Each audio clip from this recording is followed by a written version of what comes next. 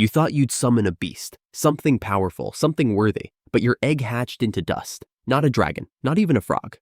Just a cloud of gray spores. Laughter filled the temple. Even the ceremony, Master looked away. They called it the 0.01%, the weakest monster ever recorded.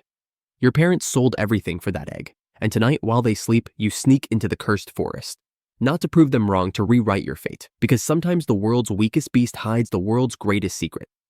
You step forward holding the dull gray egg. All around you, eggs shine with red, blue, even golden light. But not yours. You've waited 10 years for this day. The ceremony of awakening.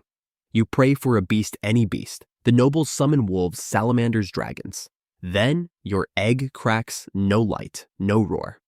Just a cloud of gray spores, drifting silently from the shell. Laughter explodes across the temple. The 0.01% loser. Even Elder Brahm looks away. You stare at your hands. Your parents gave up everything for this. And this is all you get.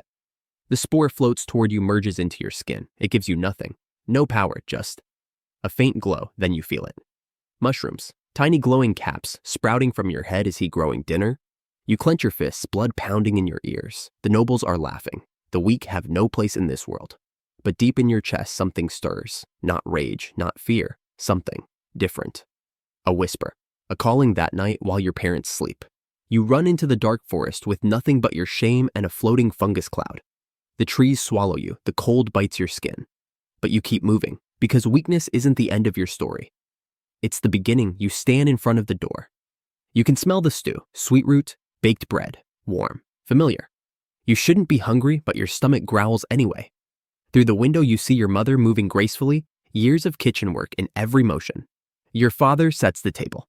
3 candles. That's all they have left. They're celebrating for you, for your success. You almost turn and run. But you open the door instead, Ren. They smile at first, then they see the spore. Hope dies in their eyes. But your mother wipes her hands, opens her arms. My little tamer, you fall into her embrace. The tears you held back all day finally break free. I'm sorry, you whisper. I'm so sorry. It's not your fault. Her voice is soft but steady. Your father kneels, rough hands on your shaking shoulders. Remember when I burned that whole tray of bread? You blink, confused. What did we do? We chopped it up, made croutons. He smiles. It's still bread, still useful. You try to laugh, it cracks into a sob. But I got a spore. Then it's your spore, your mother says. And we love every part of you. You're our son. Your father adds spore or dragon. But you can't believe them, not fully. Not when every glance makes your heart sink. Not when they sold their lives. For this, you sit at the table. The candles flicker, the food steams. You pick up the spoon, you put it down. The stew smells like memories, but your throat is tight. Just one bite, your father says. Your mother cooked for hours. You shake your head. I'm not hungry, and you run. The door closes behind you. The spore follows, quiet gray. Guilty. You throw yourself on the bed. Hide beneath the covers. You want to disappear. Footsteps, a knock. Ren, your mother enters, sits beside you. If we'd gotten a better egg, it's not your fault, you whisper. This time you mean it. Want some stew tomorrow. She kisses your forehead. Her hands smell like bread and love. I love you, little one. I love you too. The door closes. The night is silent.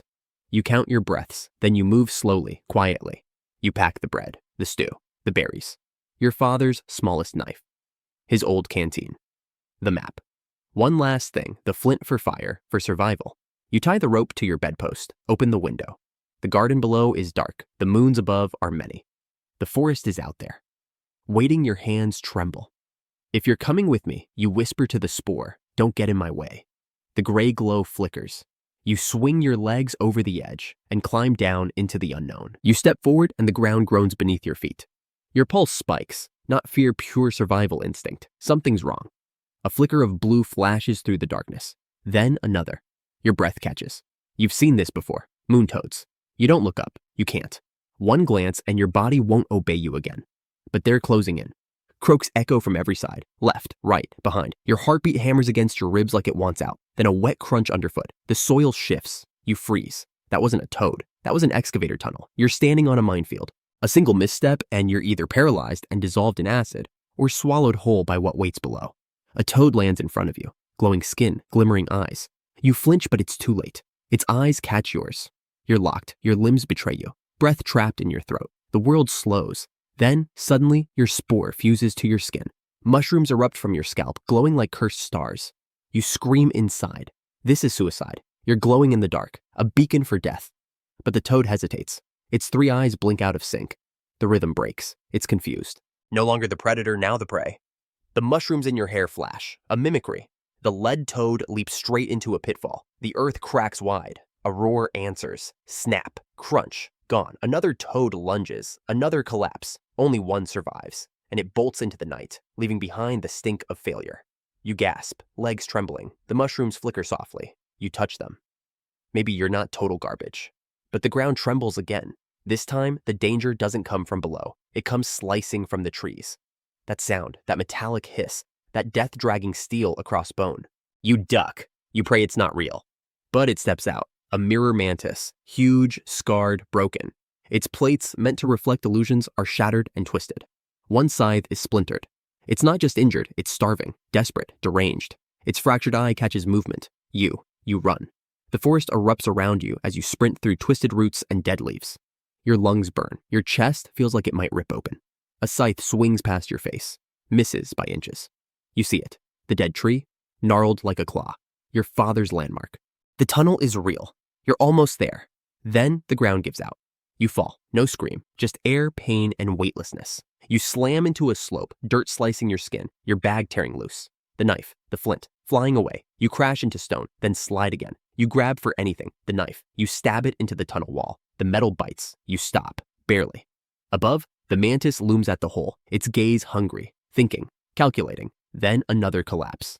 The earth vanishes. You fall again. You hit a chamber, bones, air thick with decay, and silence. You crawl toward a side tunnel, narrow, suffocating, but you don't care. You move. Behind you, war erupts. The mantis followed, but so did something else. A roar. An excavator's hunger answered. You crawl faster, breath ragged, as two monsters collide behind you. You don't wait. You flee into deeper dark. You reach a fork. One path is jagged, beast dug. The other too smooth. Human hands once carved this. You choose the impossible path. Run, bleeding, panting. Symbols glow faintly on the walls. Not carvings, not paint. You feel it. They're alive. The hiss returns. The mantis survived. And it's coming. You bolt through the narrow tunnel, mushrooms lighting the path with a sickly pulse. Behind you, scratch. Screech! The scythes scrape the walls. Getting closer, you run, then stumble, then limp. The tunnel ends. A wall, no escape. The hiss stops. It's here. You turn, ready to die on your feet.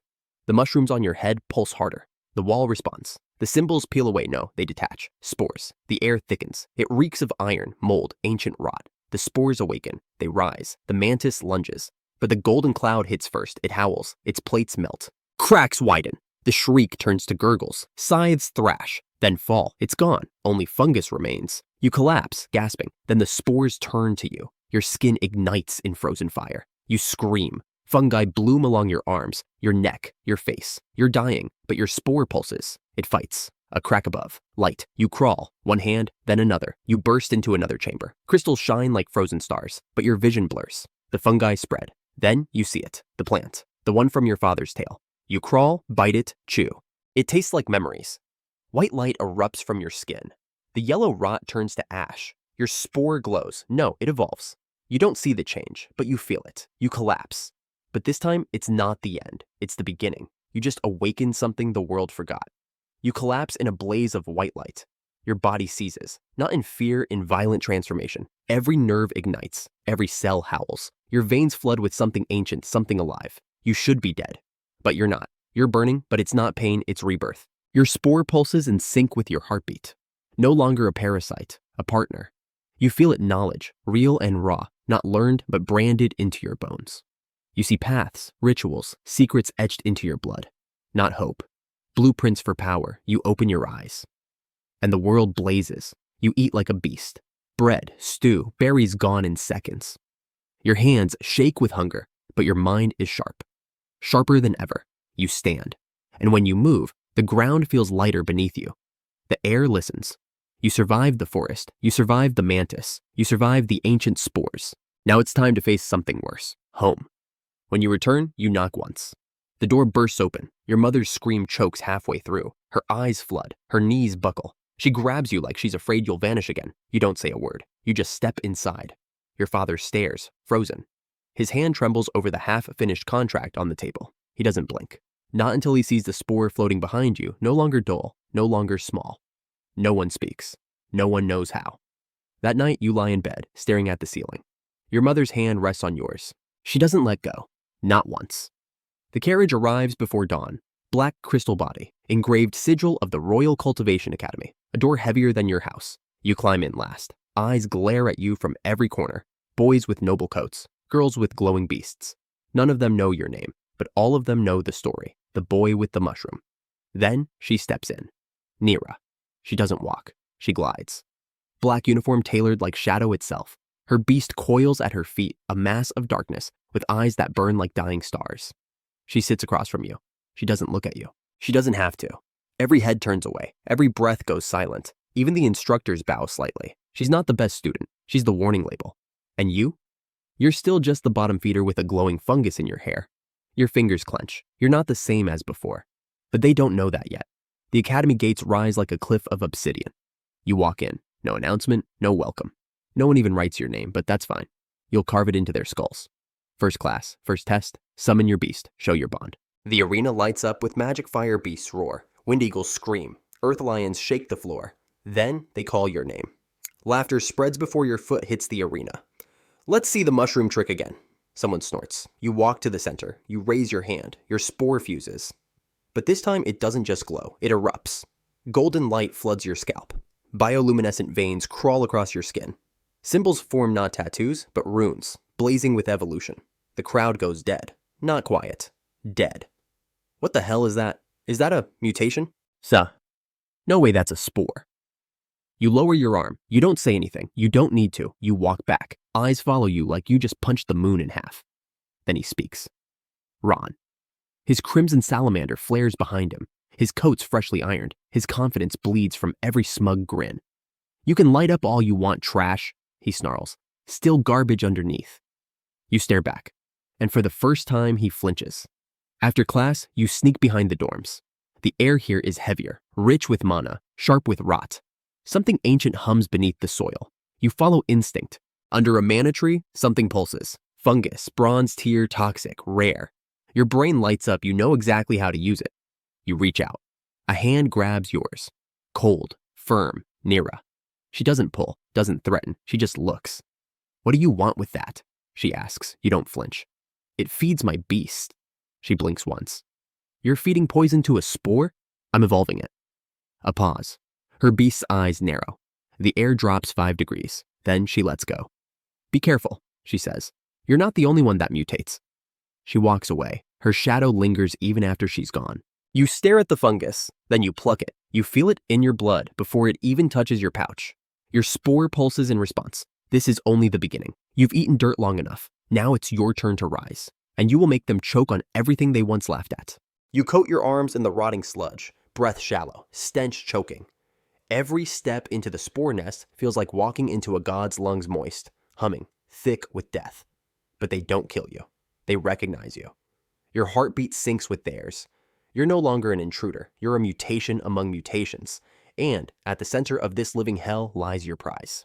The mirror mantis's corpse twitches in the fungal bed, its crystal shell cracked wide open, exposing the glowing core still pulsing. And next to it, your real target, a sporocarp, rarer than myth, hotter than flame, brighter than any metal they could ever give you. You plunge your hand into the ribcage. Fluid bursts. You yank hard. Your fingers grip both the core and the sporocarp. You rip them out in one violent pull. Your vision swims. The spores shriek in vibration, but they don't attack. They cheer. You've stolen power from the dead, and the forest has accepted it. You don't walk back to the academy. You storm back. Every step slams the ground. You're not hiding anymore. The guards see the burn marks on your boots. The teachers smell the fungal rot trailing behind you, but no one dares stop you. Not anymore. Inside, Ron's voice again, like nails on your spine. Probably dead. Or swallowed by his pet fungus. You slam the door open. His sentence dies midair. Your eyes are lit with fire. Your scalp blazes gold. The spore is no longer fused, it's embedded. Glowing veins pulse across your temple like battle lines. Someone gasps. You don't speak. You just stare into Ron's soul. He opens his mouth again. You raise a finger. He flinches like it's a blade. You lower your hand. You walk past him. Victory tastes like rot and fear, and you crave more. That night, you don't sleep. You build. In secret. You crush the sporocarp into paste. Your hands tremble as the mixture steams. You mix in crushed bone, poison spores, a drop of your blood. The spore shudders. You press the mix into its core. It screams, a high-pitched pulse only you can hear. Then it absorbs. You collapse, coughing black. But when you look again, it glows deeper, darker. It has evolved. And so have you. Morning. Combat class. You walk straight into the arena before anyone calls you. Not your turn, peasant, someone sneers. You raise your palm. Fungal runes explode across your forearm. Your spore blooms like a halo made of flame and rot. And then it shifts. Wings. It sprouts wings. Golden, serrated, trembling with raw mana. Gasps, shouts. One student vomits. You don't wait. You launch forward, wings snapping open, propelled by spore burst. 1, 2, 3 dummies shredded in a single breath. Each strike a detonation. Each flap a thunderclap. You land on your knees, chest heaving, smoke curling from your boots. Dead silence. The instructor doesn't speak. He just scribbles furiously. Then you hear it, clap, slow, cold, precise. Nira.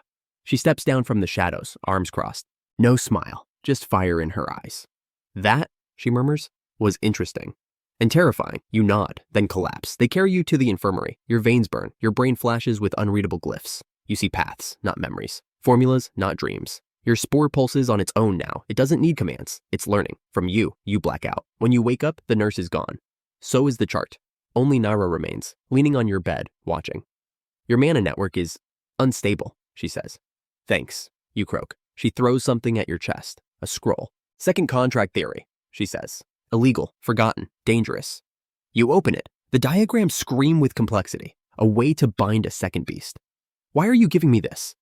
Because, she says, standing. You'll need it soon. She walks out. You stare at the scroll, hands trembling. A second contract, more power, more madness. You feel the hunger ignite again. Not for food, for evolution. And this time you won't stop until you rewrite the damn system itself. You drag the mantis shell across the lab like a grave robber with no shame. Blood crusted, edges cracked, core trembling.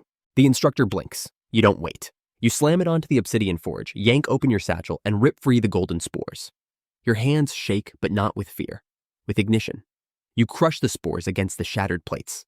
They hiss. Smoke erupts. Everyone recoils. You lean in. The smell of roasted mana. Burnt chitin. Your own skin boiling. You don't flinch. The core pulses once, then explodes with a screech, like metal twisting underwater, like a monster clawing back to life from purgatory. You laugh. The class stares. You don't care. You feel it now. The thing you've built it isn't a beast. It's your first weapon. You call it forward. It obeys. Limbs clicking, wings jagged, eyes glowing like cursed glass. The instructor speaks, voice cracking. That's not a contracted beast. You raise your arm. The mark on your wrist ignites. It doesn't need a contract. Gasps. One student drops his pen. Another swallows a scream. That's impossible, someone mutters. You look at him straight through him. No, that's innovation. And in your chest, something clicks. Not like logic, like ambition snapping its chains. You don't sleep that night. Your mind's a storm of diagrams, mana channels, and beast blueprints. You scribble, burn, erase, redraw. Pages pile like bones. The mantis twitches beside your desk. It mimics your breath. You don't command it. It just sinks. You touch its core again. Your fingers buzz. A new glyph flashes inside it, one you didn't draw. The beast is evolving without your input. Your breath hitches. Is this control? Or are you building something beyond your own hands? You don't stop. Because deep inside, you feel it. You're not taming monsters. You're birthing revolutions. Combat trial. They pit you against a bronze-ranked Windfang. 3 tails, 4 claws, fangs longer than your forearm. You don't wait for the whistle. You explode forward. Your body twists mid-air. You slide under its lunge, fling yourself onto its back, slam a glyph onto its spine. Boom. It shrieks. Body jerking as fungal tendrils rip through its skin, your spores embedding deep. The Windfang turns feral, foams, tries to shake you off. Too late. Your reanimated mantis crashes from the sky, wing blades first. 1, 2, 3 slashes. It drops like a collapsed tower. The judge raises a hand, stunned. You raise your beast's limb like a banner. Trial complete, you growl. Cheers erupt, then die. People are confused. This wasn't a summon. This was domination. You limp back to your dorm. Every joint burns. Your breath rattles like broken glass. But inside your chest, the fire's never been hotter. And the moment you open your notebook again, flipping past the second contract scroll, you stop. There's a third glyph. One no one taught, no one documented. It's glowing from your own fingerprints. You freeze, then grin. Looks like the system's cracking faster than I thought. Because now, the beast isn't the only thing reanimating. You are too, into something the world was never ready for. You stand, not to speak, to ignite. The digger beetle can evolve beyond bronze. That sentence shouldn't cause an earthquake, but it does. The classroom erupts. Not with awe, with mockery. You hear the cackles, feel the stares stabbing your skin like needles dipped in acid. You don't blink, because you're not here to win arguments. You're here to bury them. Professor Wei chuckles like a wolf behind glass. Another one of your fantasies? You smile, not politely, predatorially. Give me one. I'll show you a miracle with a corpse. Amir scoffs loud, dismissive, but he flinches when your gaze locks onto him like a spell. His beetle's a joke. You offer him vengeance. He gives you the core. You grip it like it's a detonator. You work under blood-colored light, hands slick with spore oil. The crystal twitches on your desk. It's dying. Already unstable. Good. You like a challenge that wants to kill you. You inject the enzyme precisely at minute 13. The whole room groans. The core hisses, cracks, screeches, then pulses. Hard. Like a heartbeat learning to defy death. You slam your palm against the beetle shell. The light surges, and it moves. Not crawl, claw, swipe, smash. The floor cracks beneath its rebirth. You don't just feel pride, you feel vengeance. Tomorrow, you'll detonate this beast in front of them all. You kick the class door open. They laugh before they see you, then freeze. Because the beetle on your shoulder hums with killing intent. Amir stares, pale. You toss a boulder at its feet. Command, crush. The beetle lunges, faster than anyone expects. Its claws split stone like butter. Dust clouds the room. Someone screams. You don't flinch. Professor Wei takes a step forward. What? What did you? You cut him off. I rewrote the limit. Your voice isn't loud, but it slaps the room silent. One student stammers. But the research? You snort. Research is built by people too scared to test fire with bare hands. You walk out, each step cracking the ground. You don't need applause. You've got results. And a beast that shouldn't exist but does. Because you willed it into being. You stand on the edge of failure. But your heart? It's roaring like a furnace about to erupt. I accept the bet, you say, voice steel. If you lose, you're out. No tuition, no future. Professor Wei narrows his eyes, sensing the storm beneath your calm. He thinks it's bluff. It's not. It's blood. As you step into the hallway, the jeers start again. Hope you like sleeping in the dirt, rotting boy. You don't stop, but your pulse spikes. Not from fear, from clarity. You're going to burn their voices into silence. Taro follows, hesitant. You sure about this? He asks, eyes darting. You grip the beetle crystal like a detonator. Your beetle deserves more than pity. But no one's ever. You cut him off. Then I'll be the first. You slam the door behind you and descend into the lab. The air smells like rust and raw potential. You prep the procedure like a priest setting up a sacrifice. Every motion is timed. Every breath is fire. You slice the core. Inject the serum. Wait.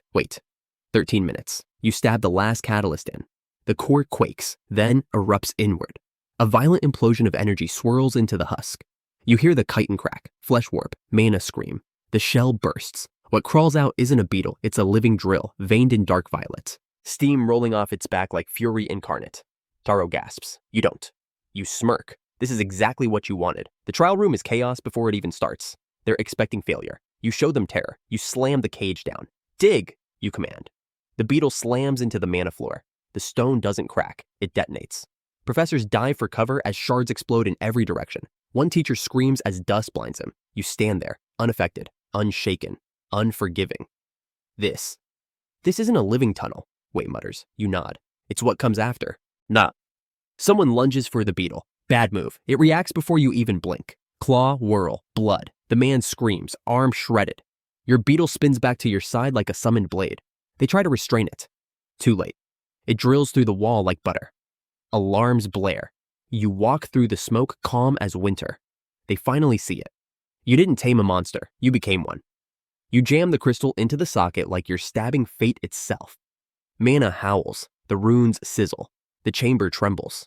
You should feel scared, but your veins feel like they're pumping jet fuel. Your beast sits in the center, twitching under the strain. You don't whisper prayers, you command the stars. Charge. The overclocking begins. Light floods the dome in waves.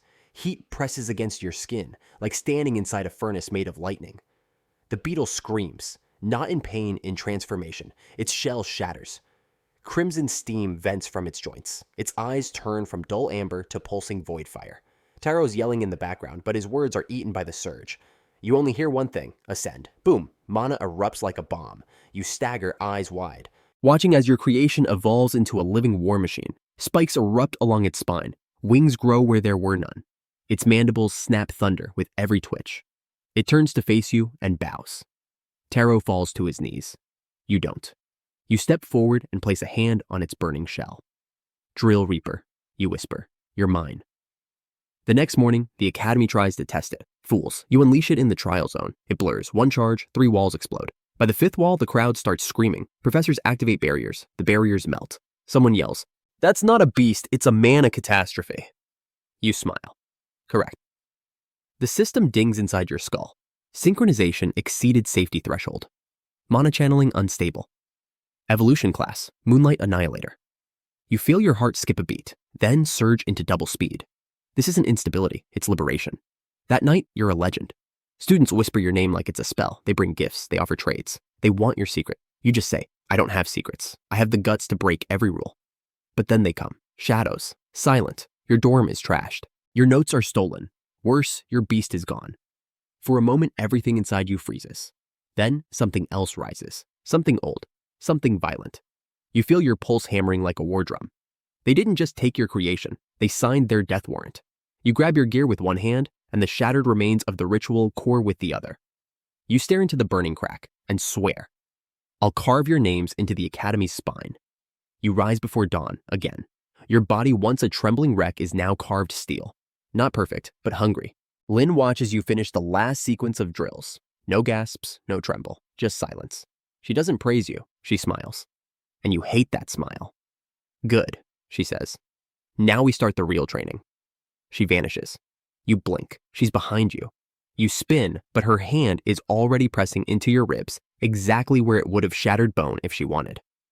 "You think you're fast?" she whispers. "Speed means nothing if you can't think faster." You grit your teeth. She's right. So you watch, then you mimic, then you fail, 100 times, until something clicks. 3 hours later, you collapse, not from exhaustion, from rage. Why are you still so weak? You slam your fist into the ground, your knuckles crack, blood smears, and still nothing. Until the ground pulses, softly, once. Your Beast Core Drill Reaper reacts from your bag. It senses your anger, your will, and for the first time, it whispers back. Days pass, your motions sharpen. Your instincts ignite. And in the quietest moments you hear footsteps, not real ones, imagined. From the ones who took your beast, from the ones who called you dirt. You make a vow. You're not aiming to be top student anymore. You'll burn the hierarchy to the ground and rebuild it with your name engraved in the core. Then Lynn hands you a note. You unfold it. Your name is at the top. Underneath, selected for Outer Zone Expedition, Escort Squad. You laugh, a laugh filled with venom and promise. Finally, you mutter. They're letting me off the leash. The jungle breathes like a living beast. Each step forward presses deeper into mana-soaked earth, into air thick with spores and unseen whispers. Your squad fans out behind you trained, armed, terrified. But you're calm, because this is exactly where you need to be. The Outer Zone, where monsters evolve, and secrets rot in silence. The first attack is too fast for the others. You see it, a flicker in the leaves, a ripple in mana. You don't scream a warning, you move. Slide, spin, launch. Your dagger hums through the air, slices a snaking tongue mid-strike. The thing behind it hisses, fades into smoke, illusion type, high tier. The others finally realize the ambush, but it's already gone. You turn to them, eyes blazing. "Keep up," you growl, "or die." Later, when night falls, the real monster appears. Not claws, not fangs, not rage, familiarity. It walks into the clearing with that same serrated crawl, eyes glowing violet, body warped, enhanced, weaponized. Drill Reaper, your beast, but no longer yours. A figure steps from the shadows, cloaked, mask gleaming, voice sharp. You never deserved it. You step forward, heart cracking, fists clenching. "I made it." And you left it vulnerable. They raise a black rune rod. Drill Reaper growls, lowers its head like a war dog waiting to kill. You don't beg, you don't plead, you ignite. Mana bursts from your spine. You scream, but not from pain, from recognition.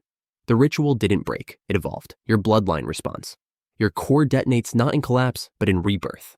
A second halo forms, golden, twisting.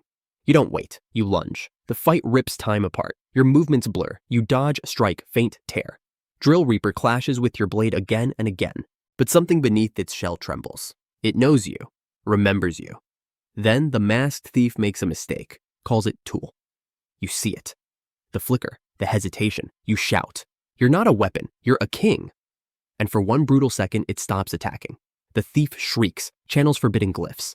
Black lightning rains. You charge anyway. One cut, two. The third hits flesh. The mask shatters. They vanish in smoke. Cowards escape. But Drill Reaper collapses, still breathing, barely. You fall beside it, hand on shell. You're coming home. It twitches and rests. Back at the academy, no one speaks when you walk through the gate. Covered in ash, your beast behind you, and a glowing second halo spinning around your heart. You don't bow, you don't explain. You just stare up at the great tower. The elders watching behind crystal panes. And you smile. Because this was the prologue.